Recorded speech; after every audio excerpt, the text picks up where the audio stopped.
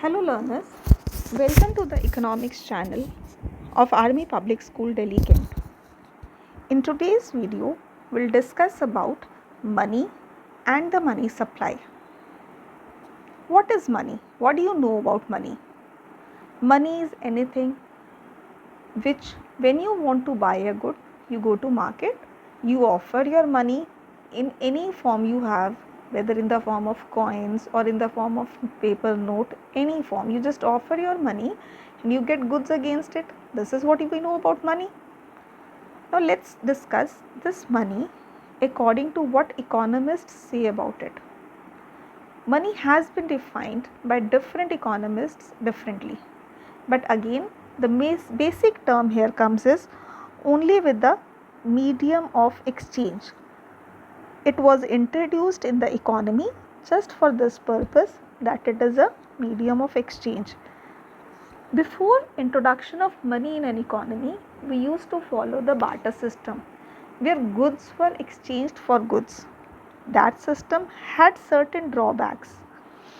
Every time the exchange of goods between the two parties was not possible. So, money was introduced to overcome all those drawbacks. Anything can be called as money, but it should provide three basic characteristics as following. First, it should be acceptable by all. Acceptable by all means if you want to buy any good and you offer the currency of that economy, no one in that country should refuse to give the goods worth that currency. उसको लेना ही पड़ेगा. It should be acceptable. Second, it should be available in easy denominations.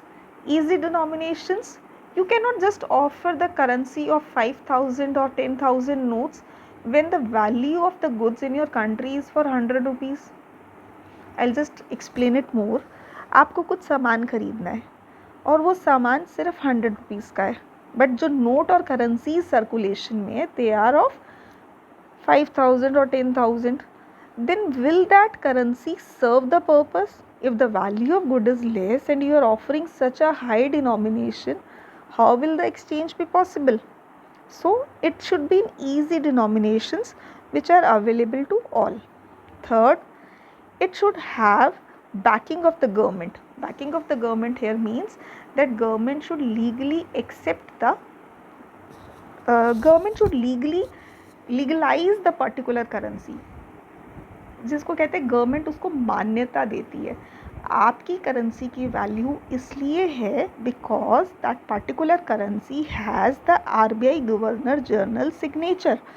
अगर उसके ऊपर वो governor general के signature ना हो तो वो पेपर है, it is just a paper.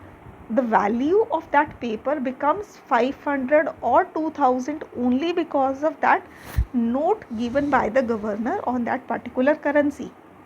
Hence, any definition of money should include above said features of money. Now let's move to the next concept, which is money supply. Money supply means sum total of currency held by public, their checkable deposits and other deposits with the RBI. This is quite elaborated definition, but in simple words, when I want to say about money supply, it is just the supply of money in the economy. And how is supply of money in the economy? The supply of money in the economy is in the form of the currency or the coins. So but apart from it, when we are saying any money which we keep in the bank is also our money, and that particular money we can withdraw at any time we need. So we call it the checkable deposits. In your previous classes you might have done it with the name demand deposits. Those deposits which you easily get back on demand. And the other deposits with the RBI. Here the other deposits of RBI are the deposits of the IMF or the World Bank, which are to be used by the general public. Before moving further, I would like to just make you clear that the deposits and the reserves are two separate things. And when we are saying about money supply, it includes only the deposits with the banks and not the reserves with the bank. Reserves do not come to market or for the circulation easily. So we are talking only about the deposits. Now we have four different measures of money supply: M1, M2, M3 and M4. Before 1977, money supply had a broader aspect and it was not categorized into all these measures. It was only after 1977 that RBI recognized its four different measures. Here we'll discuss only about M1, which is the most liquid form. M1 is equal to C plus DD plus OD. C is equal to currency held by the public in the form of note or the coins. DD, demand deposits against which checks can be written, or you can say it is a deposit of the public which they can get at the demand. OD, other deposits held by the RBI. As I explained earlier also, these are the deposits with the RBI from IMF or the World Bank.